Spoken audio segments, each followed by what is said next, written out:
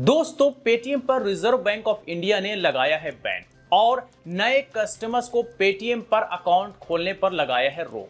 क्यों, इसके बारे में डिटेल में आज हम इस वीडियो में देखेंगे, क्योंकि आज के डेट में लगभग बहुत सारे लोग पेटीएम डेली बेसिस पे यूज करते हैं। तो हमारा और आपका जानना बेहद जरूरी है कि आखिर पेटीएम के साथ मामला क्या है, आरबीआई ने किस वजह से पेटीएम पर बैन लगाया है और नया खाता खोलने पर भी रोक लगाया है। इसके साथ पिछले कुछ दिनों में पेटीएम के शेयर्स भी बहुत ज्यादा डाउन हुए हैं। सारा कुछ डिटेल में इस वीडियो में हम बात करेंगे, तो चलिए शुरू करते हैं।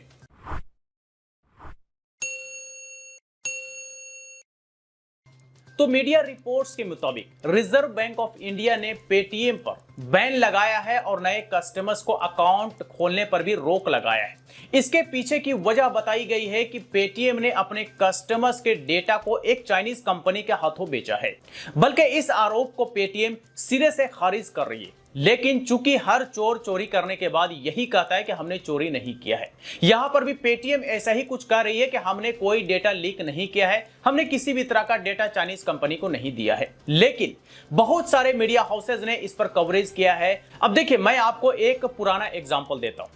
अभी से 2 साल पहले एक ऑपरेशन 136 हुआ था, जिसमें पेटीएम का एक उच्च अधिकारी ये कहता हुआ देखा गया कि भाई हम पैसे के बदले प्रोपेगेंडा चला सकते हैं, यानी कि पेटीएम के लिए पैसे के सामने कुछ भी नहीं, सब कुछ पैसा ही है, पैसा ही मायने रखता है। पैसे के लिए हम प्रोपेगेंडा चला सकते हैं, पैसे के लिए हम चाहें तो अपने कस्टमर्स के डेटा भी बेच सकते हैं, भले ही वो कंपनी चाइना का ही क्यों ना हो। वैसे पेटीएम भी एक चाइनीज कंपनी ही है। चाइना का एक बड़ा कंपनी ने पेटीएम का ज्यादातर शेयर खरीद लिया है। इस हिसाब से हम कह सकते हैं कि पेटीएम भी एक चाइनीज कंपनी है और चाइना के ही एक दूसरे कंपनी को अपने कस्टमर्स के डेटा को बेचना ये कोई बड़ी बात नहीं हो सकती। लेकिन पेटीएम इसे सिरे से खारिज करती है। जैसे कि मैंने आपको कहा कि हर चोर चोरी करने से पहले यही कहता है कि हमने चोरी नहीं किया, लेकिन डेटा लीक करने की बात को खारिज करना हम और आप समझ सकते हैं कि इसमें कितना सच हो सकता है।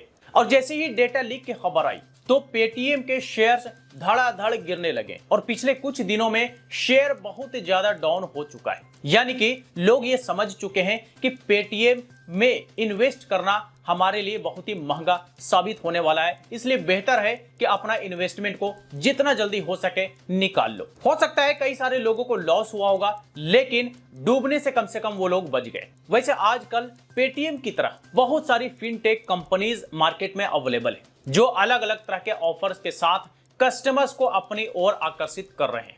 कई बार लोगों के साथ फ्रॉड भी कर ले रहे हैं, कई बार लोगों के साथ ठगी भी हो रही है, डरा धमका करके पैसे भी वसूले जा रहे हैं, लोन देने के नाम पर लोगों के साथ ठगी की जा रही है। ऐसी खबरें बहुत सारे मार्केट में अवेलेबल हैं। आप अगर गूगल में जाके ब्राउज करेंगे तो आपको हर एक आए दिन कोई ना कोई ऐसा खबर मिल जाएगा जहां पे फिनटेक कंपनी की तरफ से कोई ना कोई ठगा गया है। फिनटेक कंपनी वालों ने किसी न किसी तरह से अपने कस्टमर्स को ठगा है, मूर्ख बनाया है।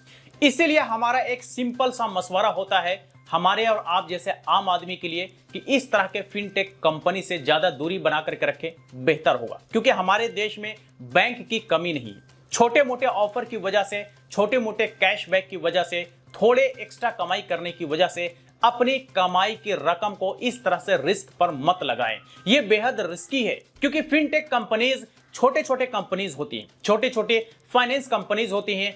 ऐप बना करके लोगों से पैसे ऐंठने का, अलग अलग तरह का आइडिया ले करके कस्टमर्स को लूटने का काम करती हैं। जैसा कि अब से पहले भी हमने कई सारे वीडियोस बनाए और इस तरह के जितने भी छोटे छोटे फिनटेक कंपनीज हैं, उनका रेवेन्यू जो बनता है वो कहीं ना कहीं हमें और आपको ठग करके ही वो लोग रेवेन्यू बनाते हैं। हमें और आपको गलत तरीके से आधी अधूरी इंफॉर्मेशन दे करके ही हमसे पैसे वसूल करके वो अपना रेवेन्यू बनाते हैं। तो बेहतर है कि इस तरह के छोटे मोटे फिनटेक कंपनी से ज्यादा दूरी बना करके रखें। ये हमारा एक पर्सनल सजेशन है। बाकी आप खुद समझदार हैं, आपकी मेहनत की कमाई कहां इन्वेस्ट करेंगे आप बाखूबी जानते हैं। तो चलिए, आज तक के लिए इतना ही। इस वीडियो से रिलेटेड कोई क्वेरी हो तो आप हमें कमेंट बॉक्स में लिख करके पूछ सकते हैं। वीडियो अच्छा लगा हो तो लाइक करें, ज्यादा से ज्यादा लोगों के साथ शेयर करें और इसी तरह के वीडियोस के लिए हमारे YouTube चैनल को भी सब्सक्राइब करें।